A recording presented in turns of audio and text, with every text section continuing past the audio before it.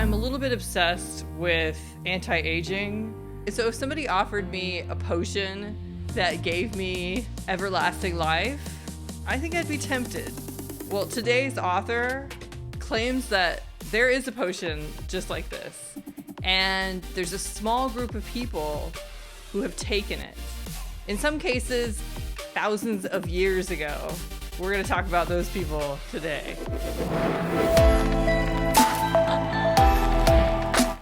So who's the author? His name is Draža Miharic.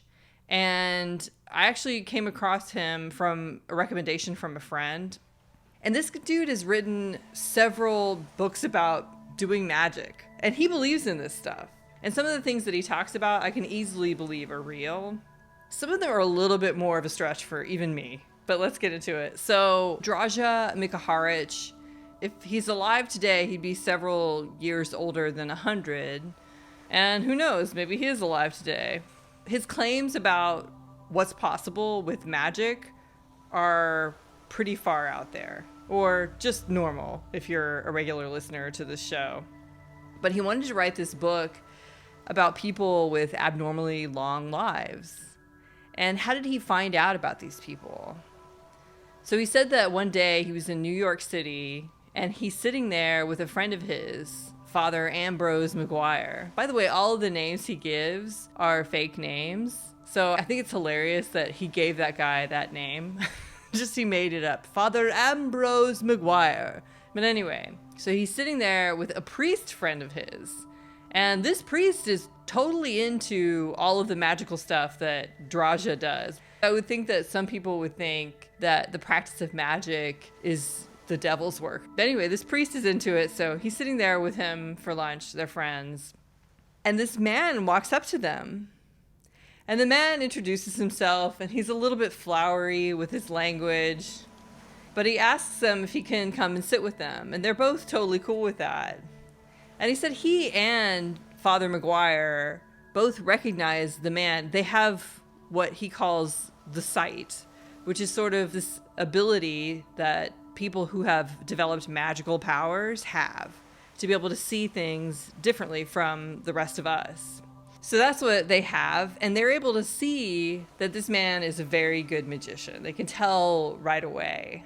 But they can also see that even though he's 40 years old, or he looks like he's about mid-40s, that he's actually very old. They can tell that as well. They don't know how old, but they can see he's very old. Anyway, so ultimately, Draža will call this man in the book Thomas Bradford. But Thomas asks both of them, hey, can I sit with you? And they're cool with that. But he says, would you mind if my anamnesis came and sat with us as well? And both of them are totally cool with it. And if you're wondering what an anamnesis is, just sit tight. And so in walks this beautiful woman. She's just beautiful in every way. And she sits down at the table with them and starts drinking club soda. And Draža, the author of this book, Draža says that his friend, Father Maguire, took one look at her and just turned off his second sight. So I guess that's something that they can also turn off. They can turn it on and off. He could tell that Father Maguire just turned off his ability to see in the astral right then and there. So they all sat there. They had a nice little conversation. But the interesting thing is that the anamnesis, if anybody were to look at her, they would say, yes, she's engaged in the conversation as well. But she wasn't. Even though she seems to be talking and interacting with everybody, she's not. It was just the three men who were talking. And it was an illusion that she was engaged in discussion as well. And that was an illusion that Thomas Bradford was able to cast over her and over anybody who's looking at them. But one of the interesting things that Thomas Bradford says to Draža and Father Maguire is that the two of them are basically the only magicians out of the 5 that exist in North America. They're the only ones that he can really trust or that he can really engage with. And here's what he says. He says, most practitioners of the magical arts are interested only in money and power and have completely turned away from any love for their creator. So I read that and I thought, awesome. These are good people. They keep source energy first and foremost, and they're not going to be doing a bunch of evil things for their ego. I feel like maybe I was wrong about that assumption after reading the rest of this book. So finally, Thomas Bradford gets up and he takes off. But when he and the Anamnesis, this young, beautiful woman, when they walk away, Draja turns to Father Maguire and he's like, so, what do you think? And Father Maguire was like, it looks like that creature has no soul, but she still has this very strong astral form. And so that's when we find out what an anamnesis is. And essentially, Draja calls it an energized thought form. So I'm thinking this is exactly like the thought forms that I've talked about previously on the podcast. Basically something that you can think into existence. And the thought forms I've heard about, people have only been able to think into a different dimension, but they haven't been able to think these thought forms into three-dimensional reality. And so I'm thinking that's what this is. This guy had such a strong thought directed that he was able to create this person who isn't really a person in three-dimensional reality so that everybody can see and feel and touch. Well, see. Hopefully not feel and touch. That's what I thought. But it turns out I'm wrong about that as well. So just like Thomas Bradford is very, very old, and they can somehow see that in the astral, this anamnesis was also very, very old, and they could see that in the astral as well. And so what Father Maguire saw when he first looked at her was this extraordinarily beautiful woman, but then this dead, rotting corpse in the astral. And that's why he immediately turned off his second sight, because it freaked him out.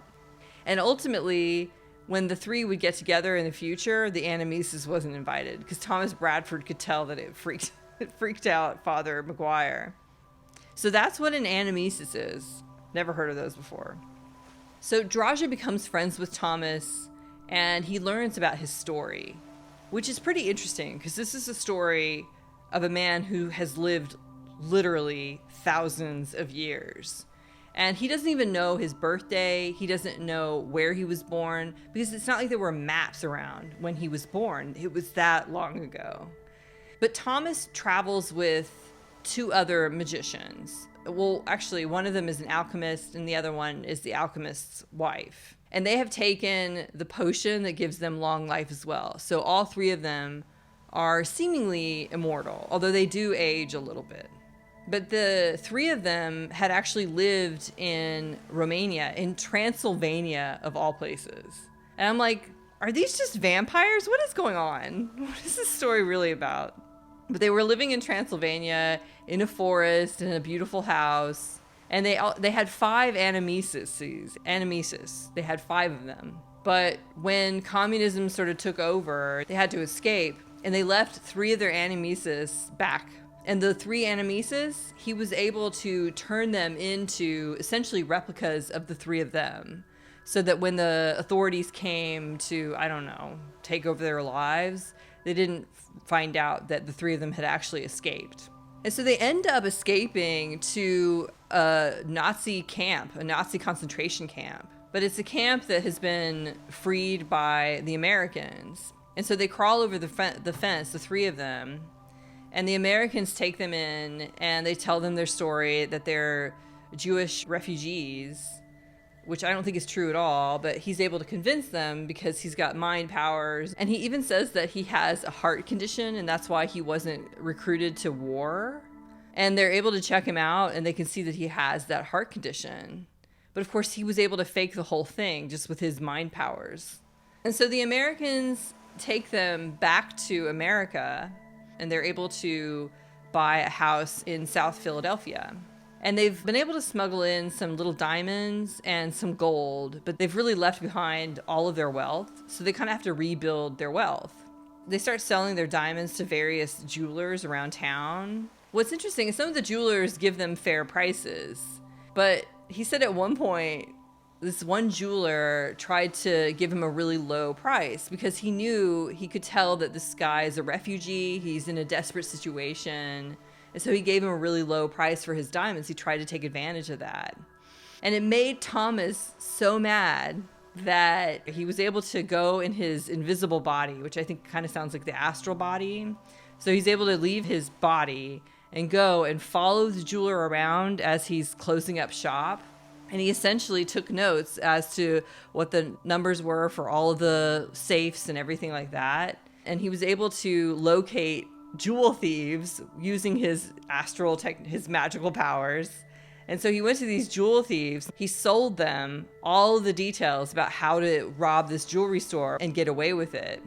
And not only that, but they gave him a cut of the winnings in return. And the cut was well worth way over the diamonds that he had tried to sell him anyway, so he was set. And the jeweler couldn't get insurance to pay for it or anything because they thought it was too fishy. The people who robbed him knew everything. They knew all of the codes to his safes and everything. So the insurance people thought it was an inside job. So he totally ruined this guy for trying to stiff him on those diamonds. I'm like, don't cross Thomas Bradford, that's for sure. But what they want to do is set up a lab. He claims they're setting up a lab. That's part of what they need a lot of money for. And the alchemist in the basement is setting up this whole gold growing garden, essentially. And not only that, but it grows so much gold that at some point, many years later, they have to try to figure out ways to get rid of it without looking too suspicious.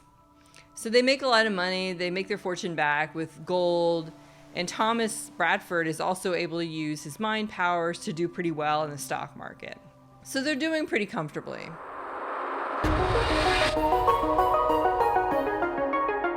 He's finally started to meet other immortal people.